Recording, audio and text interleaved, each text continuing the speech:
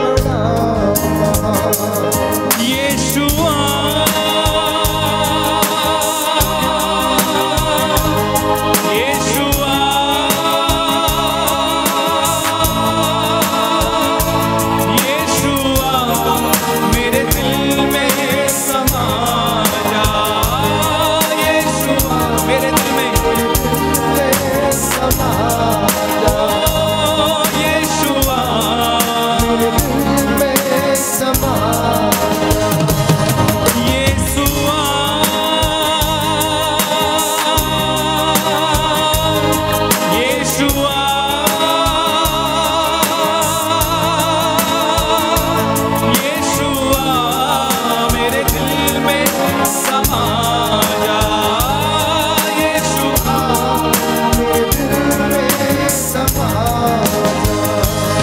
तुझे देखना मैं चाहूं Yes, Lord. तेरे और यीशु करीब आऊं तुझे देखना मैं चाहूं, तेरे और यीशु करीब आऊं। तुझे देखना मैं चाहूं तेरे और यीशु करीब आऊं तुझे देखना मैं चाहूं, तेरे और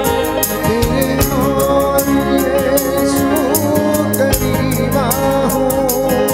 कितना है तू प्यारा प्रभु तेरी महिमा मैं सबको सुनाऊं कितना है तू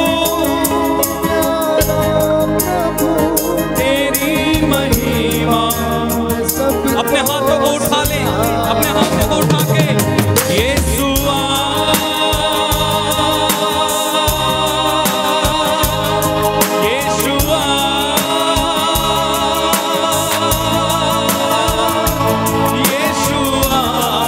मेरे दिल में समा जा,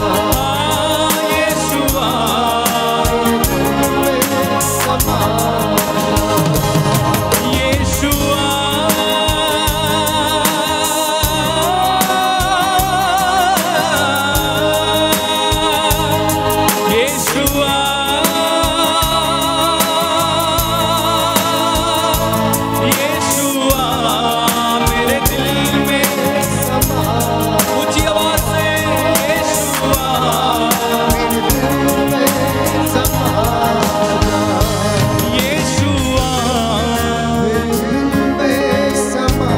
में समा जा, यीशुआ मेरे दिल में समा जा, यीशुआ मेरे दिल में समा जा, यीशुआ मेरे दिल में समा जा, यीशुआ मेरे दिल में समा जा।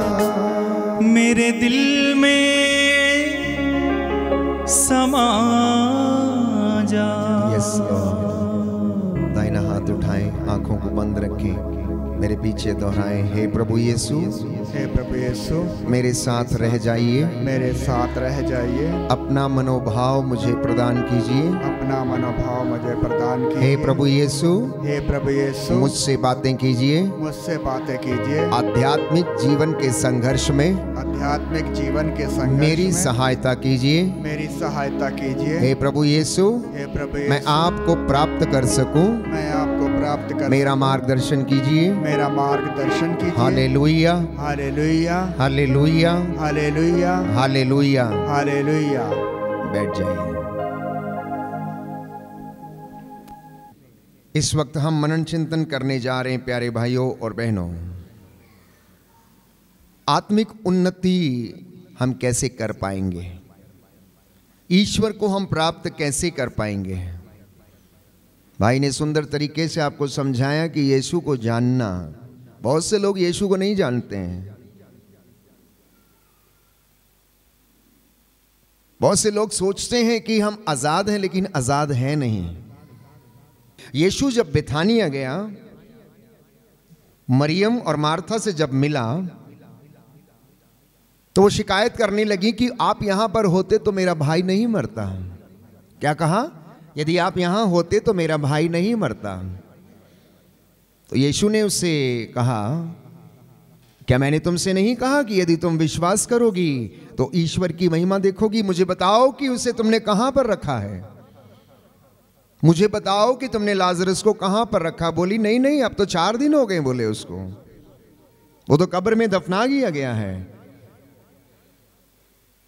आपके और मेरे जैसे साधारण नारी थी, विश्वास करने में कमजोर थी। उसकी यही सोच थी कि अब मुर्दे में से बदबू आती होगी, लाश सड़ रही होगी और वो कब्र के अंदर 4 दिन से पड़ा हुआ है।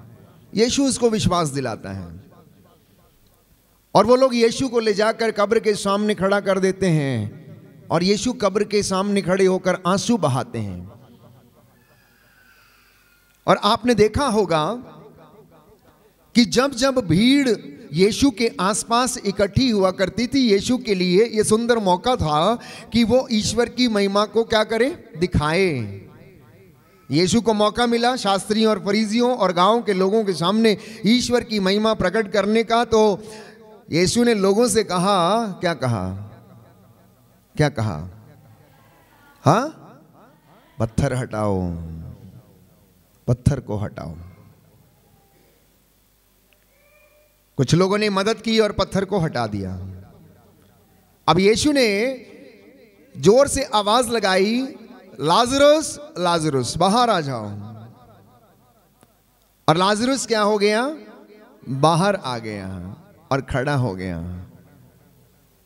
अगर आपने ध्यान पूर्वक ये वचन पढ़ा है तो यीशु ने कहा, इसके पट्टियां खोल दो, इसकी पट्टियां खोल दो। सुन रहे हैं आप ध्यान से, मेरी ओर ध्यान दीजिए, माता जी इधर ध्यान दीजिए, मैं बहुत गहराई की बात बता रहा हूं। यीशु ने क्या कहा, इसकी पट्टियां खोल दो। लाजरस जिंदा था लेकिन उसके हाथ और पैर बंधे हुए थे।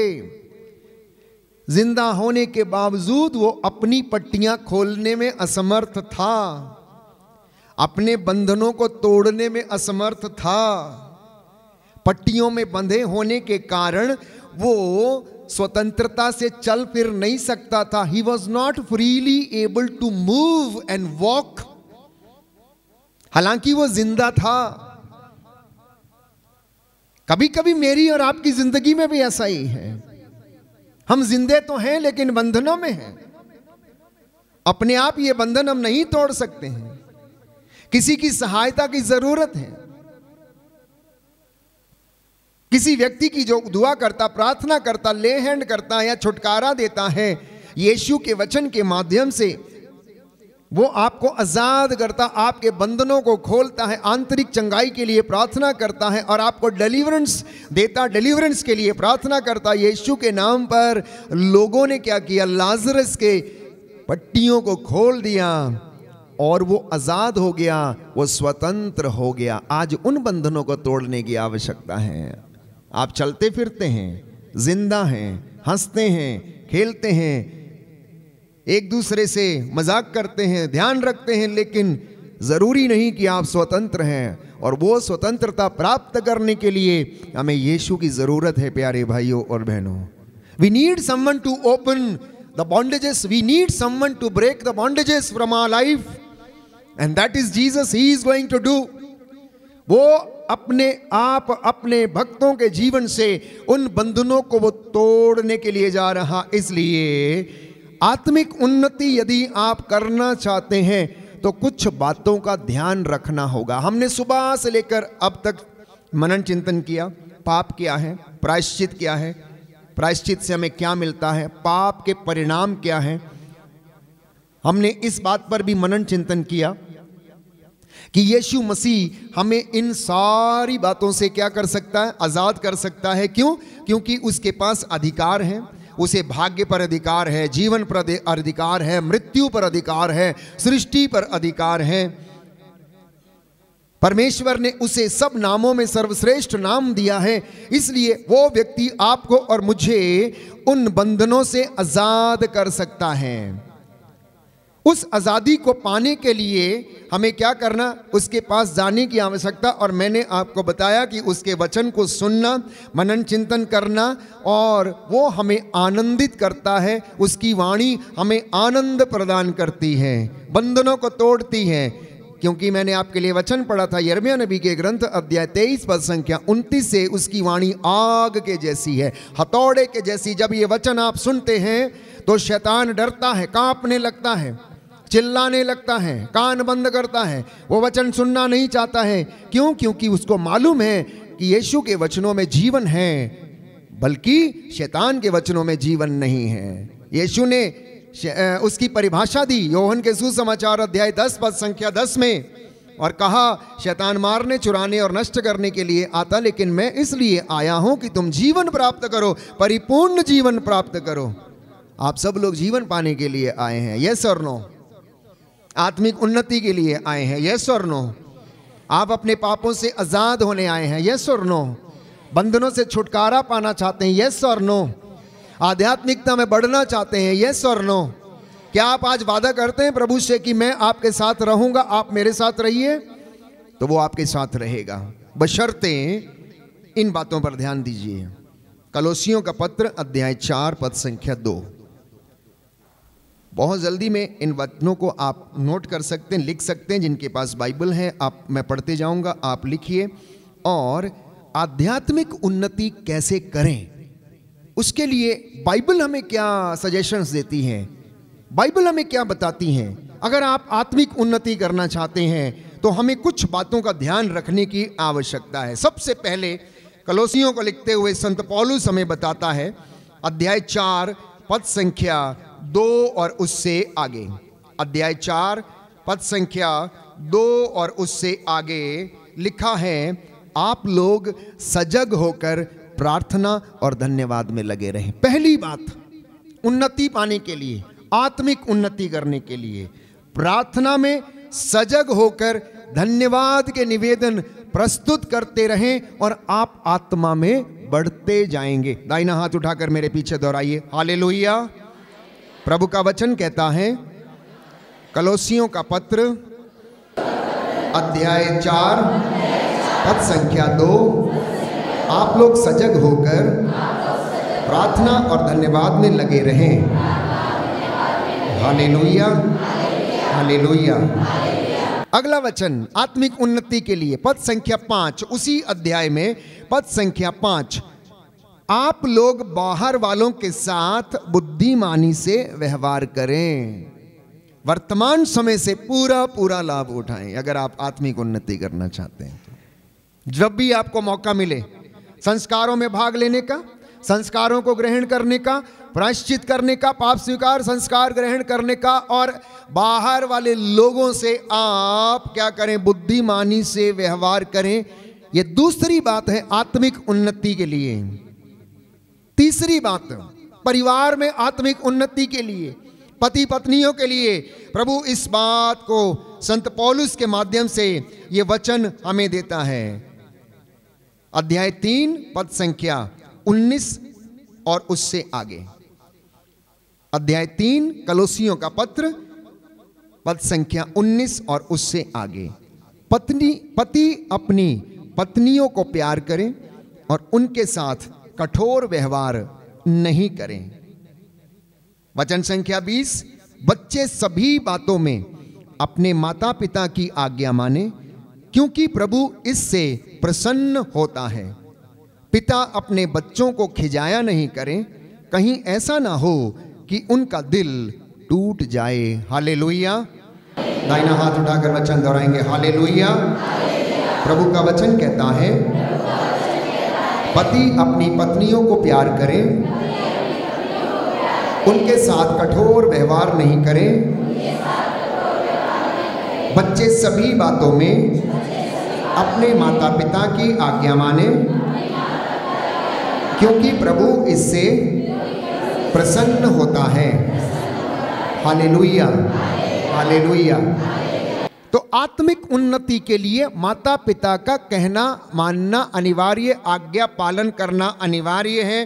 क्यों? क्योंकि पिता की सेवा करने से पुत्र का घर जो है सुदृढ़ होता है और माता का आशीर्वाद उसके घर को क्या करता है, बनाता है। इसलिए वचन खोलिए, प्रवक्ता ग्रंथ, और ज़्यादा गहराई से इस वचन को हम समझेंगे। प्रवक्ता ग्रंथ अध्याय 3 पद संख्या 1 और उससे आगे सुंदर वचन है, मैं आपको पढ़कर सुनाता हूँ। वे बच्चे जो अपने माता पिता और बुजुर्गों की सेवा नहीं करते, वे बहुएं जो अपने सास ससुर की सेवा नहीं कर पाती हैं, वे लोग जो बुजुर्गों की सेवा करने में असमर्थ हैं। सुनिए ध्यान से प्यारे भाइयों और बहनों, पवित्र बाइबल हमें क्या बताती है? लिखा है, पुत्रों पिता की शिक्षा ध्यान से सुनो, उसका पालन करने में तुम्हारा कल्याण है। उसका पालन करने में तुम्हारा कल्याण है। 10 हुक्मों में एक हुक्म, अपने माता पिता का आदर कर, उसे बुढ़ापे में सताया मत कर। आगे लिखा है, प्रभु का आदेश है। किसका आदेश है? किसका आदेश है? किसका आदेश है?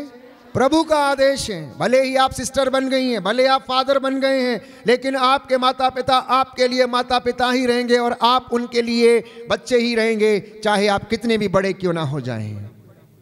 लिखा है, प्रभु का आदेश है कि संतान अपने पिता का आदर करे। उसने माता को अपने बच्चों पर अधिकार दिया।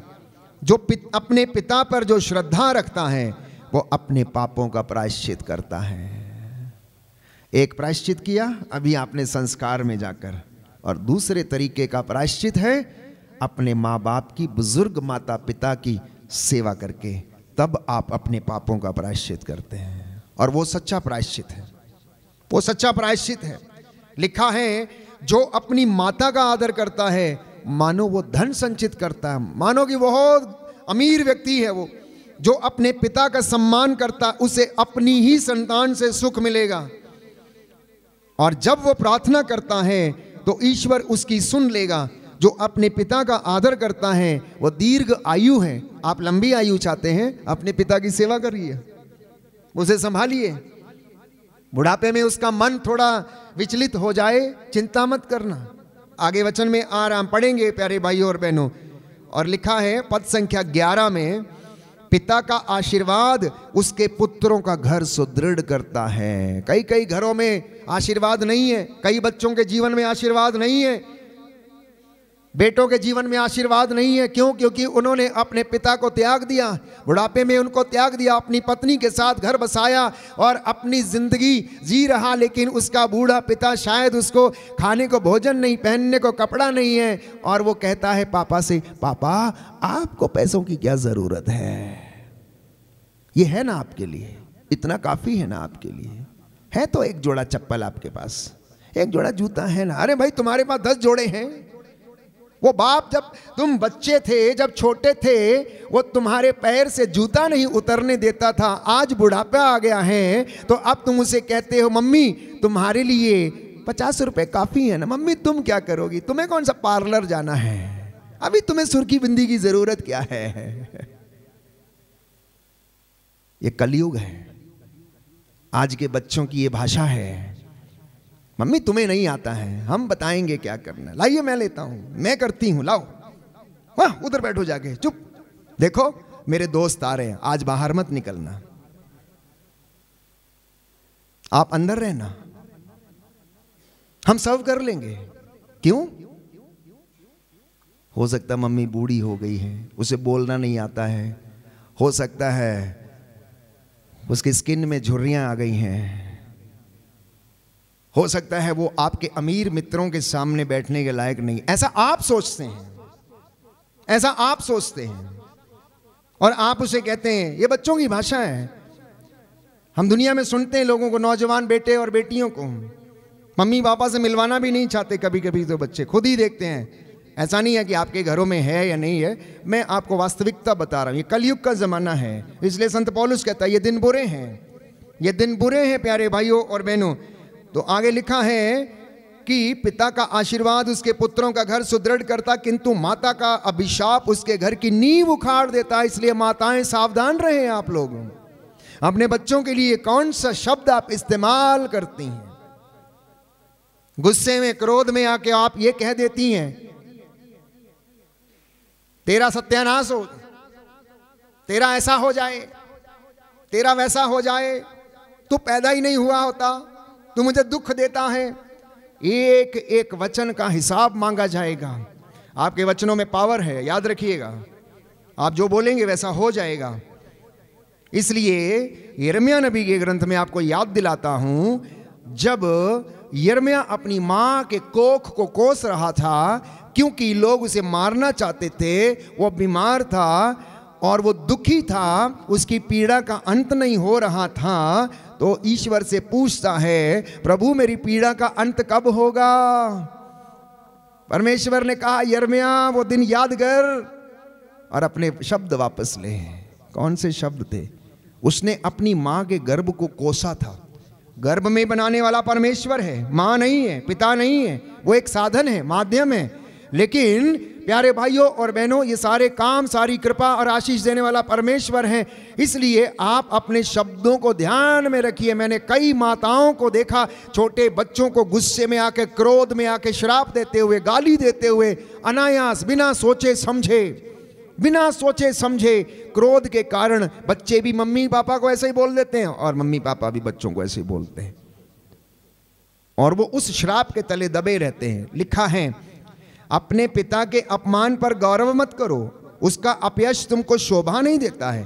पिता का सम्मान मनुष्य का गौरव है, माता का अपयश पुत्र को शोभा नहीं देता। पुत्र अपने बूढ़े पिता की सेवा करो, जब तक वह जीता है उसे उदास मत करो। यदि उसका मन दुर्बल हो जाए तो उससे सहानुभूति रखो। अपने स्वास्थ्य की उमंग में उसका अनादर मत करो, क्योंकि पिता की सेवा शुश्रूषा कभी नहीं भुलाई जाएगी। बोले आमीन, हालेलुया। यीशु की स्तुति हो, यीशु को धन्यवाद, यीशु की आराधना हो, यीशु की महिमा हो, यीशु को धन्यवाद। Hallelujah, hallelujah, hallelujah. तो मैं आपको बता रहा हूं आत्मिक उन्नति कैसे करना है, परिवार में आत्मिक उन्नति कैसे करना है। और वचन हमको समझा रहा है कि पिता पर श्रद्धा रखना आपके पापों का प्रायश्चित है, पहली बात। दूसरी बात, अगले वचन में लिखा है, पिता की सेवा नहीं भुलाई जाएगी। और पद संख्या 16 में पढ़ते हैं, वो तुम्हारे पापों का प्रायश्चित और तुम्हारी धार्मिकता समझी जाएगी। मान लीजिए कोई व्यक्ति अपने बूढ़े पिता को बिना खाना खिलाए, रोटी खिलाए घर में छोड़ के आ गया है और यहाँ साधना में सेवा कर रहा है, उसके लिए रोटी नहीं है, तो ये आपकी धार्मिकता नहीं है, ये आपकी धार्मिकता नहीं है, ये आपका प्रायश्चित नहीं है, ये आपकी सेवा नहीं है। सबसे पहले वचन कहता है, तू उसके लिए इंतजाम कर, प्रबंध कर, और उसके बाद तू अपना काम कर, क्योंकि पिता की सेवा कभी नहीं भुलाई जाएगी, तेरे पापों का प्रायश्चित समझी जाएगी। आगे लिखा है, लोग तेरी विपत्ति के दिन तुमको याद करेंगे और तुम्हारे पाप धूल में पाले की तरह, धूप में, तुम्हारे पाप धूप में पाले की तरह गल जाएंगे। जो अपने पिता का त्याग करता है वो ईश निंदक के बराबर है, और जो अपनी माता को दुख देता है वो ईश्वर के द्वारा अभिशप्त है। इतने कठोर वचन है, ये पवित्र शास्त्र है, ये धर्मशास्त्र है, आत्मा की प्रेरणा से लिखा गया है। एक एक वचन इसका 100 आने खरा है। इसलिए मैं कह रहा था, आप पाप स्वीकार संस्कार में होके चले आए, लेकिन आपने शायद उस बात को महसूस नहीं किया कि ये भी मेरे जीवन में एक बंधन हो सकता है कि मैं अपने बुजुर्ग माता पिता की सेवा नहीं कर पाता हूं, मैं उनको दुख देता हूं किसी ना किसी बात से। जब बच्चा छोटा होता है मम्मी से 100 सवाल करता है, सुनना ध्यान से मेरी बात को। अगर मम्मी या पापा गार्डन में हाथ पकड़कर उसका ले जाएंगे तो बेटा 100 बार सवाल करेगा और मम्मी और पापा 100 बार उसका जवाब देंगे। बेटा पूछता रहेगा, पापा ये ऐसा क्यों है, पापा इतनी लंबी क्यों है, पापा ये इमारत इतनी लंबी क्यों है, पापा ये मोटर कैसे चलती है, पापा ये गाड़ी कैसे चलती है। वही बेटा वही बेटी जब बड़े हो जाते हैं तो बुजुर्ग मम्मी अगर 2 बार सवाल कर लेती हैं तो हम कहते हैं इसका मन फिर गया है, इसकी याददाश्त चली गई है, एक ही बात को दोहराती रहती हैं। और जब आप बच्चे थे तब आप 70 बार दोहराते थे और मम्मी पापा 70 बार आपकी बातों का जवाब देते थे। यह विडंबना है दुनिया की, लोगों की विडंबना है। क्यों भूल जाते हैं आप लोग, क्यों इंसान भूल जाता है प्यारे भाइयों और बहनों? यह व्यथा है। और संत पौलुस कहता है ये दिन बुरे हैं, इसलिए आप समझो आप आत्मिक उन्नति कर रहे हैं, पहले घर की उन्नति करिए, क्योंकि मुक्ति घर से शुरू होती है, बाहर से नहीं होती है। अगर आपकी मुक्ति होनी है, if you need a salvation, It should start from the family because Jesus was born in the family. Salvation started from the family and everything began from the family. यीशु इस दुनिया में आया, परिवार में आया, सुख दुख देखा, मुक्त उसने सबसे पहले अपने घराने का उद्धार किया। यूसुफ, मरियम और यीशु का परिवार पवित्र ठहरा। आज हमारे लिए वो आदर्श परिवार है। इसलिए आत्मिक उन्नति के लिए प्रियजनों याद रखिएगा, अपने माता पिता की सेवा करना अनिवार्य है और बच्चे अपने माता पिता का आदर करें। पांचवी बात आत्मिक उन्नति के लिए कलोसियों का पत्र अध्याय 3 पद संख्या 5 और उससे आगे। कलोसियों का पत्र अध्याय 3 पद संख्या 5 और उससे आगे लिखा है, आप लोग अपने शरीर में इन बातों का दमन करें जो पृथ्वी की हैं। You want to grow spiritually, तो इन बातों का दमन करना है। कौन सी बातें हैं? व्यभिचार, अशुद्धता, कामुकता, विषय वासना, लोभ, जो मूर्ति पूजा के सदृश है। इन बातों के कारण ईश्वर का कोप आ पड़ता है। सुना आपने? सुना आपने? इन बातों के कारण परिवार में और व्यक्तिगत जीवन में ईश्वर का कोप आन पड़ता है। अगर आप स्पिरिचुअल लाइफ में, आध्यात्मिक जीवन में उन्नति करना चाहते हैं तो संत पौलुस कहता है अपने शरीर में विषय वासना का, व्यभिचार का, कामुकता का, दलबंदी का, क्रोध का और ऐसी अनेक बुराइयों का आप क्या करें? दमन करें। क्योंकि अगर ये बातें जिंदगी में हैं तो ईश्वर के कोप से आप नहीं बच पाएंगे, आप नहीं बच पाएंगे। और आगे लिखते हुए कहता है, आप अश्लील बात करना छोड़ दीजिए, आप लोग पवित्र बने और व्यभिचार से दूर रहें, क्योंकि ईश्वर की आप लोगों के विषय में यही इच्छा है। आप में से बहुत सारे लोग पूछते हैं कि ईश्वर की इच्छा हमारे लिए क्या है? ईश्वर की इच्छा आपके और मेरे विषय में ये है, हम पवित्र बने, हम पवित्र बने मन से, आत्मा से, हृदय से, सोच से, विचारों से, और हमारी हर एक जीवन की गतिविधि में हम पवित्र बने, जैसा कि लिखा हुआ है थिस्सलुनीकियों के पत्र अध्याय 4 पद संख्या 9। Book of Thessalonians chapter 4 verse 9। ईश्वर नहीं चाहता कि हम उसके कोप भाजन बने, बल्कि वो चाहता है कि प्रभु ईसा मसीह के द्वारा मैं और आप मुक्ति प्राप्त करें। Book of Thessalonians chapter 4 verse 9। दाहिना हाथ उठाकर दोहराएंगे, हालेलुया। यीशु की स्तुति हो, यीशु को धन्यवाद। जोर से बोलेंगे दाहिना हाथ उठाकर, हालेलुया, हालेलुया, हालेलुया, हालेलुया। प्रभु का वचन कहता है ईश्वर नहीं चाहता कि आप उसके कोप भाजन बने, परंतु वो चाहता है कि आप लोग प्रभु ईसा मसीह के द्वारा मुक्ति प्राप्त करें। Hallelujah, hallelujah, hallelujah.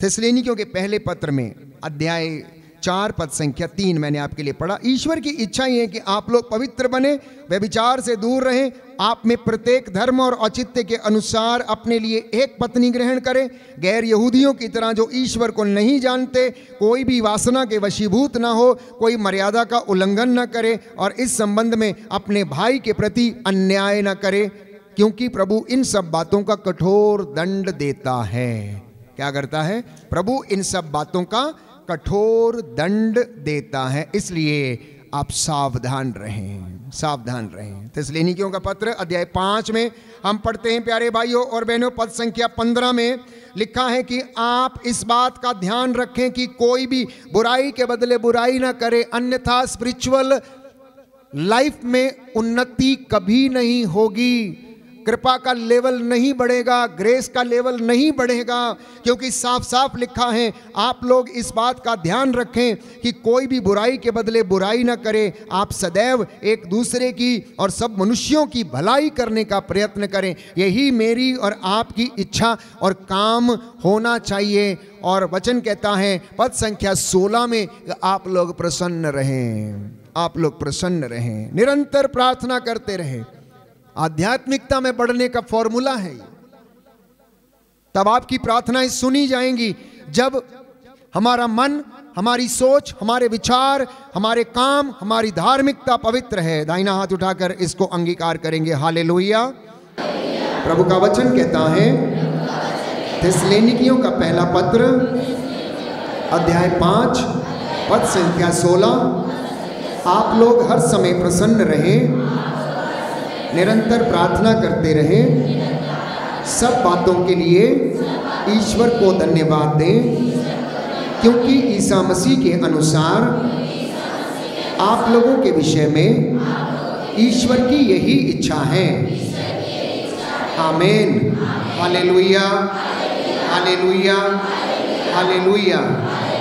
और तब वचन कहता है, आपकी ज्योति उषा की तरह चमकेगी, आपकी धार्मिकता आपके आगे आगे चलेगी, आपकी संतानें उन्नति करेंगी।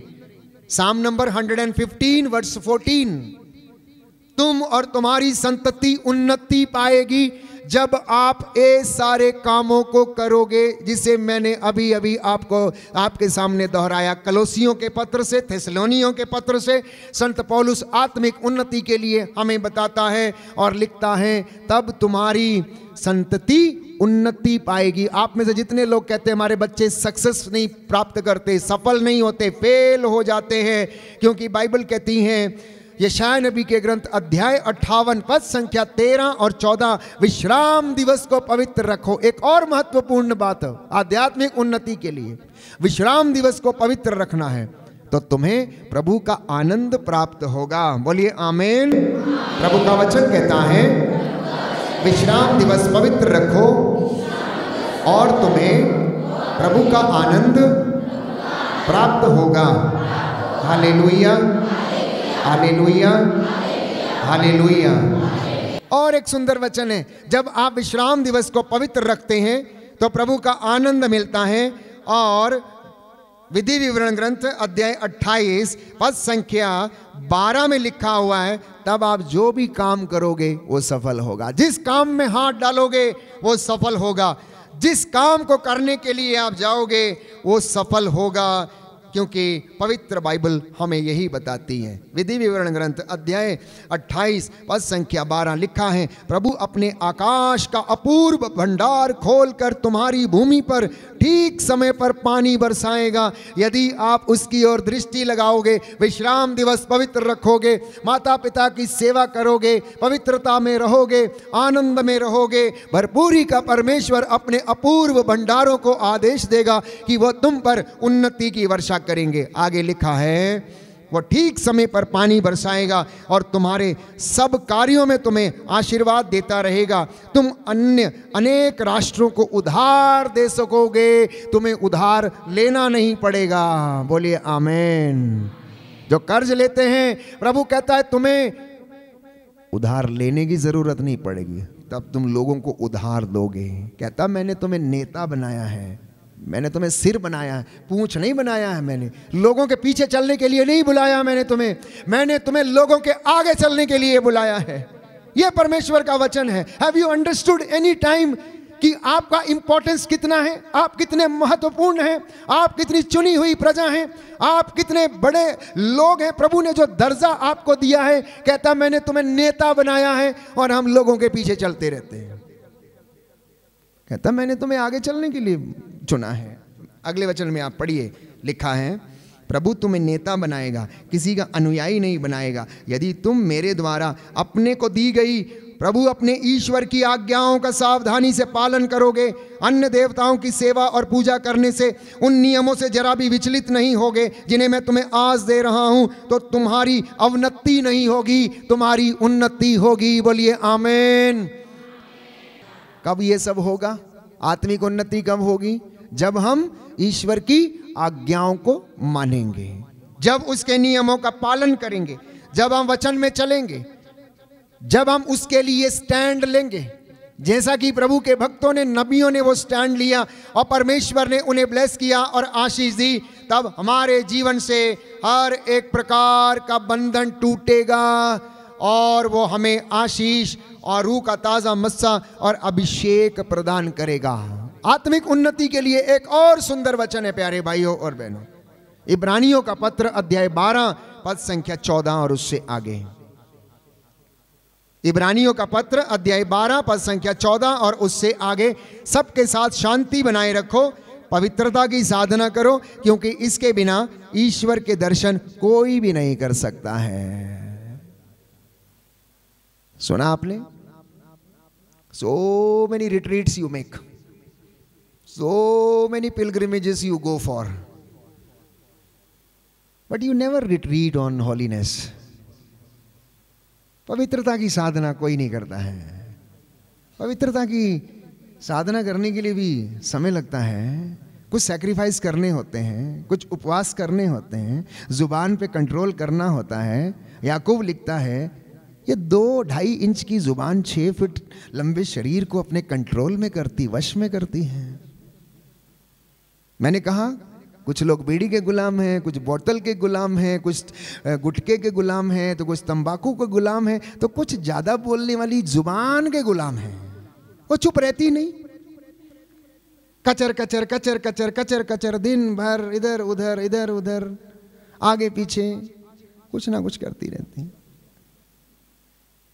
अब आप सोचना बंधन कहां पर है।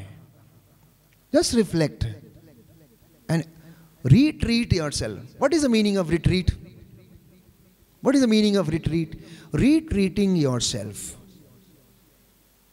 अपने आप को फिर से पुनरावलोकन करके देखना, नए सिरे से देखना. Seeing everything in you from the different perspectives.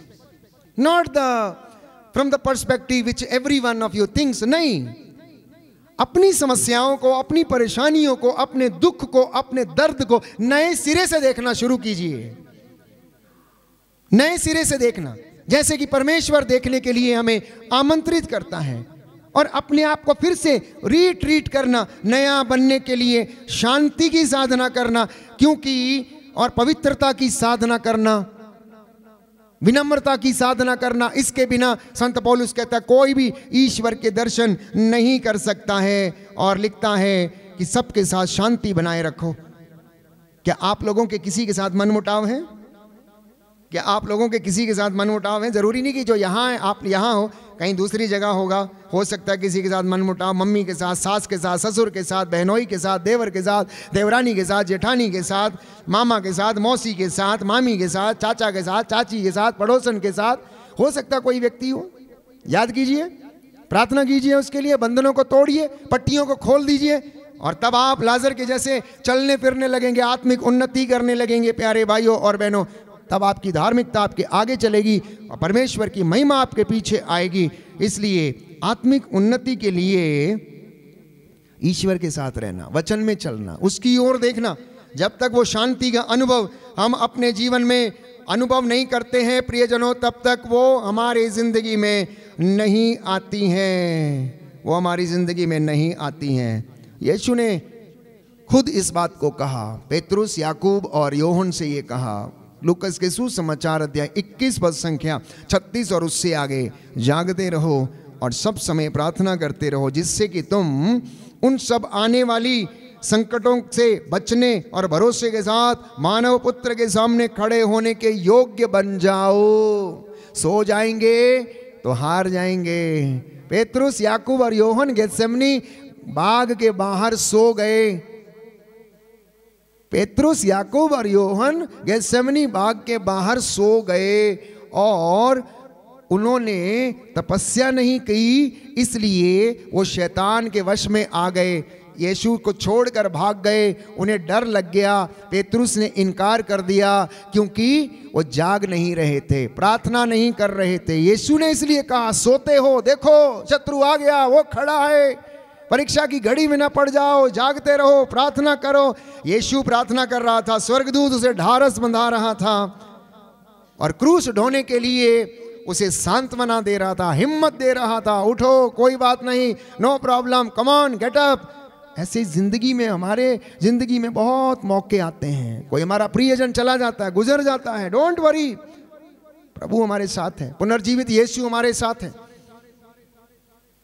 वो हमारी जिंदगी है, वो हमारा भरोसा है, वो हमारे लिए जीवन में, प्यारे भाइयों और बहनों, पिता का अब्दी नूर बन के इस दुनिया में आया, इस जहां में आया, हमें शांति देने के लिए और हमारे साथ रहने के लिए, और वो हमें निरंतर आशीष प्रदान करता है। इसलिए आत्मिक उन्नति करने के लिए अपने पूरे हृदय से प्रभु को पुकारना, आंसू बहाते हुए प्रभु को पुकारना। शोक गीत अध्याय 2 पद संख्या 18 से 19 में हाथों को उठाकर, घुटनों पर आकर, आंसू बहाकर प्रार्थना करते हुए, जैसा कि लिखा है शोक गीत अध्याय 3 पद संख्या 49 और 50 में, मेरी आंखें अविराम बहती रहती हैं जब तक प्रभु अपनी आंखें नहीं फेरता, जब तक वो मुझे नहीं देख लेता तब तक मेरी आंखें अविराम बहती रहती हैं। कभी मत कहना इतनी प्रार्थना किया, इतना उपवास किया, इतनी साधनाएं की, फादर ये किया वो किया, लेकिन मेरी जिंदगी में कुछ हुआ नहीं, मेरी जिंदगी से बंधन टूटा नहीं, मेरी जिंदगी में ये गया नहीं। No problem. यशायाह नबी के ग्रंथ में वचन कहता है, तब तक प्रभु के पास चली जा, जब तक तू उसे ढूंढती रहना, जब तक कि वो ना मिल जाए। तेरी जिंदगी पूरी समाप्त हो जाए ढूंढते ढूंढते, लेकिन ढूंढना मत छोड़ना, क्योंकि उसी में तेरी भलाई है, उसी में तेरी भलाई है, उसी में तेरी भलाई है। संकट के दिनों में जब हमें लगता है कि हम अकेले हैं, प्यारे भाइयों और बहनों, अकेले नहीं रहते हैं। उस वक्त वो हमें गोद में उठाकर चलता है। एक सुंदर एनेक्डोट है, फुटप्रिंट्स ना, जिसके विषय में हम पढ़ते हैं। एक व्यक्ति ने शिकायत किया और वो कहने लगा परमेश्वर से कि देखो, इतना दुख आया, कष्ट आया, संकट आया, पहले तू मेरे साथ रहता था, लेकिन उस समय तू मेरे साथ नहीं था। क्योंकि वो सपना देख रहा था, उसने देखा कि जाते समय 2 लोगों के पैरों के निशान है, लेकिन आते वक्त एक ही व्यक्ति के पैरों के निशान हैं। और वो शिकायत करने लगा कि मेरे दुख की घड़ी में प्रभु आप कहाँ गए थे? तो प्रभु ने जवाब दिया, जब दुख की घड़ी आ रही थी, तूफान तेरी जिंदगी में थे, उस समय वो चलने वाला व्यक्ति तू नहीं था, चलने वाला व्यक्ति मैं था। मैंने तुझे अपने हाथों में उठा के रखा था, मैं गोद में उठाया था, इसलिए तेरे चिन्ह पैरों पे, तेरे पैरों के चिन्ह जमीन पे नहीं है, मैं तुझे उठा के चल रहा था उस तूफान में। हे, हमको विश्वास करना है। वैसा ही बहुत सारे लोग, आज प्रभु मेरे घर में आएगा, आज मैंने बुलाया है। एक बुजुर्ग औरत प्रभु से बड़ा प्रेम करती थी, बड़ी धर्मी थी, और लोगों से कहने लगी, आज मेरे घर में प्रभु आने वाले, प्रभु आने वाले, प्रभु आने वाले। घर को सजाती रही, संवारती रही, सब कुछ कर लिया, सुबह से लेकर शाम तक इंतजार करती रही। सुबह एक भिखारी आया, बोली जाओ जाओ जाओ, जल्दी निकलो यहाँ से, फटाफट, घर गंदा मत करो, आज प्रभु आने वाले हैं। वो चला गया। एक और व्यक्ति मिलने के लिए, आज मेरे पास टाइम नहीं है, देखो, जाओ जाओ, परेशान मत करो, आज मेरे प्रभु आने वाले हैं। फिर से कोई तीसरा व्यक्ति आया, भिखारी बच्चा आया, उसने रोटी मांगी, नहीं, आज मेरे घर में प्रभु आने वाले, मैंने सजा के संवार के रखा है। शाम हो गई, प्रभु आया नहीं, 10 बज गए, 11 बज गए, थक हार के सो गई। सपने में प्रभु उसको सपना देखा और पूछने लगी, आपने कहा था मैं आऊँगा और आप आए नहीं, मैं सुबह से लेकर अब तक इंतज़ार कर रही थी, घर को झाड़ बुहार के मैंने रखा था, इंतज़ार किया, अच्छा खाना बनाया। प्रभु बोला, दिन में 3 बार आया तेरे घर में, तूने भगा दिया मुझे। पहले मैं भिखारी के रूप में आया, बच्चे के रूप में आया, फिर एक साधु के रूप में आया, लेकिन तूने ना दक्षिणा दी, ना मुझसे बातें की, ना कुछ किया। याद करना, प्रभु ने कहा, जो काम तुम मेरे छोटे से छोटे भाइयों और बहनों के लिए करते हो, वो तुम मेरे लिए करते हो। मदर तेरेसा ने कहा, अगर मैं इन गरीबों की सेवा कर सकती हूँ, इनके घावों को साफ कर सकती हूँ, तो इसलिए नहीं कि कोई मुझे इसका इनाम देता, लेकिन मैं इसलिए ऐसा करती हूँ क्योंकि मैं इनके चेहरों में अपने प्रभु यीशु मसीह का चेहरा देखती हूँ, इसलिए मुझे बदबू नहीं आती है। तो आपकी ज़िंदगी में ऐसे बहुत सारे मौके आएंगे।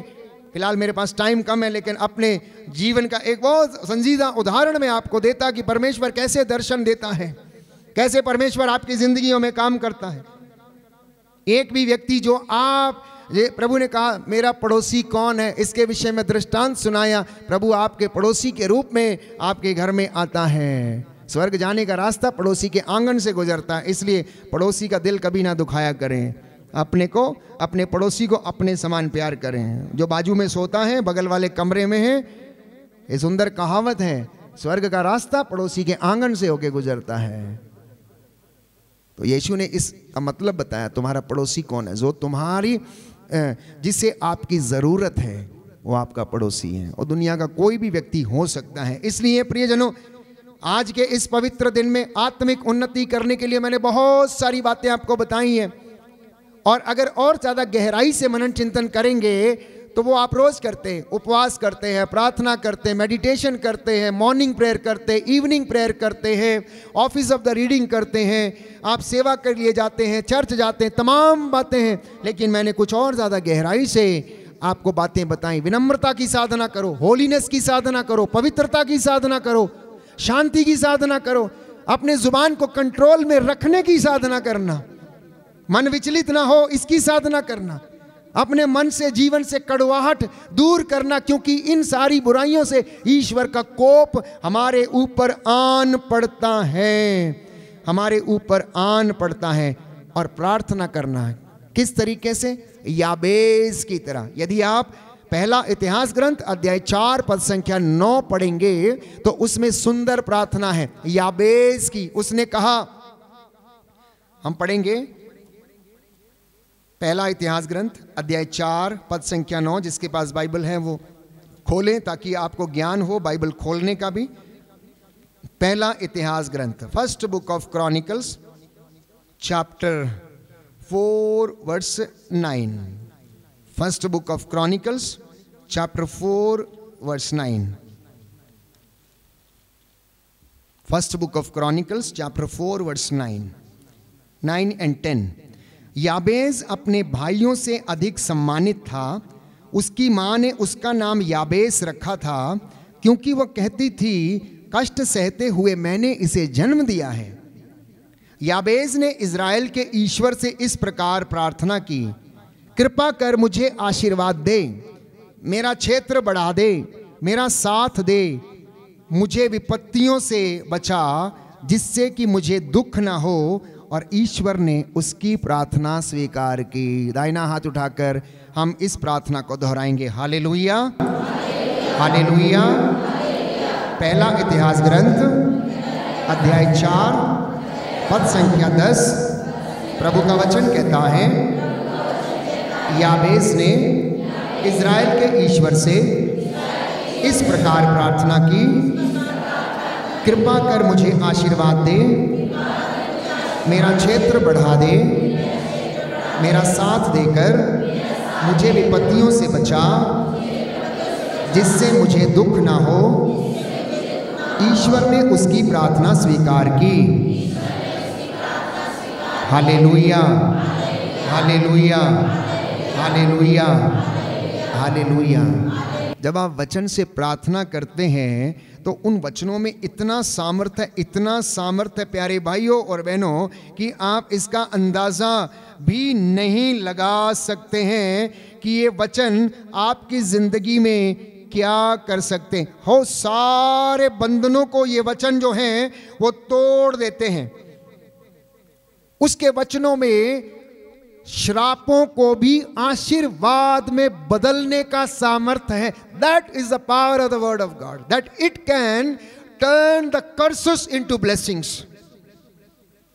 परमेश्वर के वचनों में वो सामर्थ्य है, वो ताकत है कि वो प्रभु के द्वारा जो आशीर्वाद दिया जाता है उसके द्वारा अभिशाप भी किस में बदल जाते हैं? परमेश्वर के आशीर्वाद में बदल जाते हैं। अगर आप वचन खोल सकते हैं तो खोलिए, जकरिया नबी का ग्रंथ अध्याय 8 पद संख्या 13।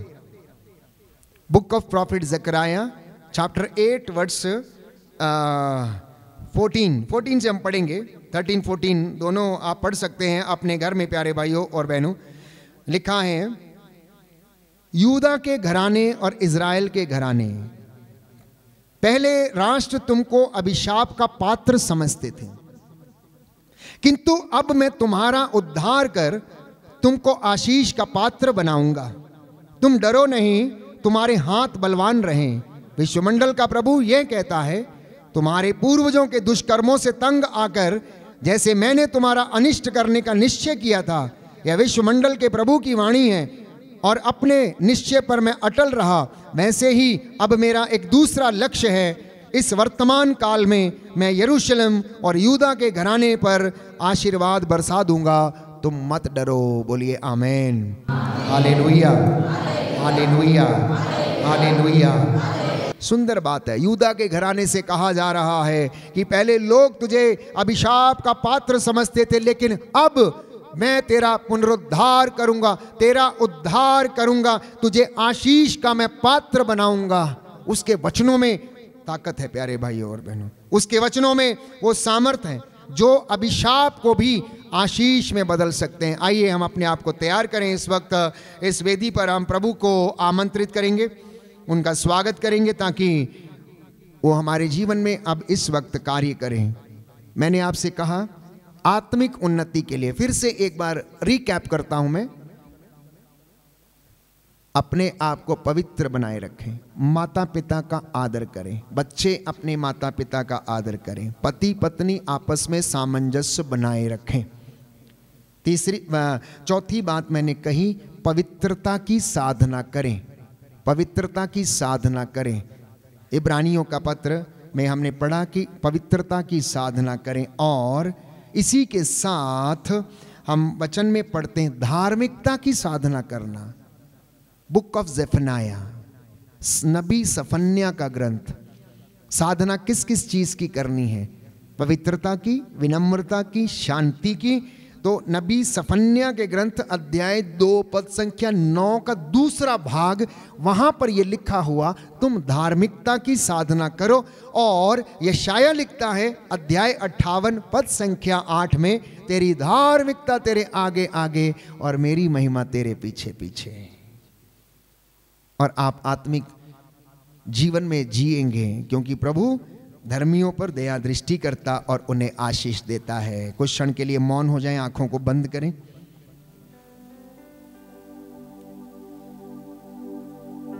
प्रभु का वचन हमारे हृदयों को भेदे और रहस्यों को खोले। आराधना हो आराधना, खुदावंद यीशु की आराधना।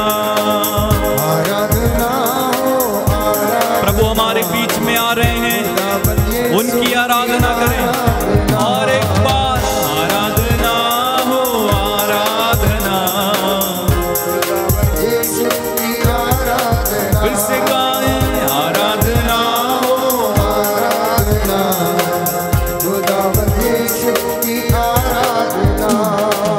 यीशु प्रभु की आराधना, मेरे मसीहा की आराधना, यीशु प्रभु की आराधना, मेरे मसीहा की आराधना, यीशु प्रभु की आराधना, मेरे मसीहा की आराधना, यीशु प्रभु की आराधना, मेरे मसीहा की आराधना। आराधना हो आराधना, खुदावंद यीशु की आराधना। आराधना हो आराधना, प्रभु हमारे बीच में आ रहे हैं इस समय, यीशु की आराधना, प्रभु की उपस्थिति आ रही है। आराधना हो आराधना, खुदावंद यीशु की आराधना गाएं। आराधना हो आराधना, राजाओं का राजा प्रभु आ रहा है। यीशु की आराधना। आराधना हो आराधना, खुदावंद यीशु की आराधना गाएं। आराधना हो आराधना, खुदावंद यीशु की आराधना। शांति दाता की आराधना, शक्ति दाता की आराधना, शांतिदाता की आराधना, शक्तिदाता की आराधना।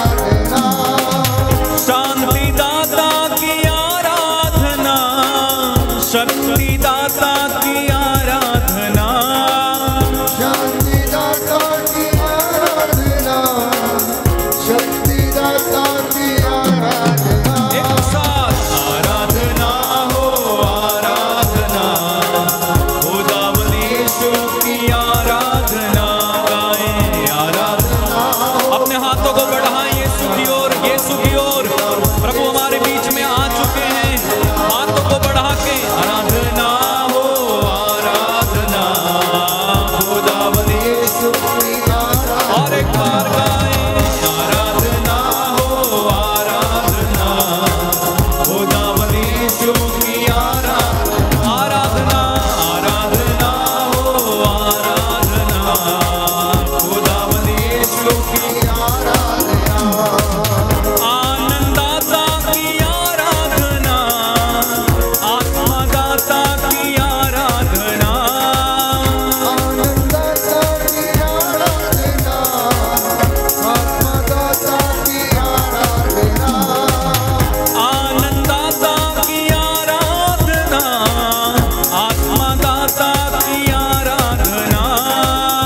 आनंददाता की आराधना, घुटना टेके आत्मदाता की आराधना।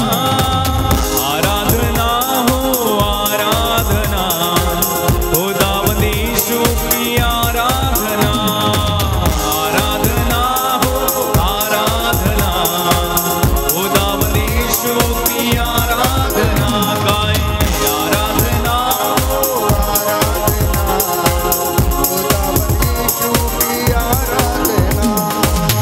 जीवन रोटी की आराधना, जीवन ज्योति की आराधना, रोटी की आराधना, जीवन रोटी की, जीवन ज्योति की आराधना। जीवन रोटी की आराधना, जीवन ज्योति की आराधना। जीवन रोटी की आराधना, जीवन ज्योति की आराधना। एक साथ आराधना हो आराधना, खुदावंद यीशु की आराधना। फिर से गाएं आराधना हो आराधना, खुदावंद यीशु की आराधना। फिर से गाएं आराधना हो आराधना। खुदावंद यीशु की आराधना।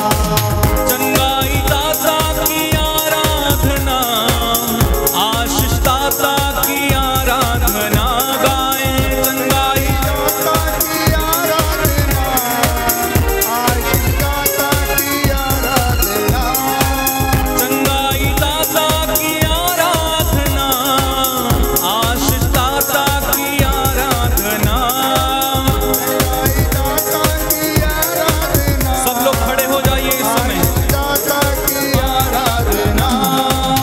आराधना हो आराधना, खुदावंद यीशु की आराधना गाएं। आराधना हो आराधना, खुदावंद यीशु की, खुदावंद यीशु की आराधना। तालियां बजा के आराधना हो आराधना, खुदावंद यीशु की जोरदार ताली बजा के आराधना हो आराधना।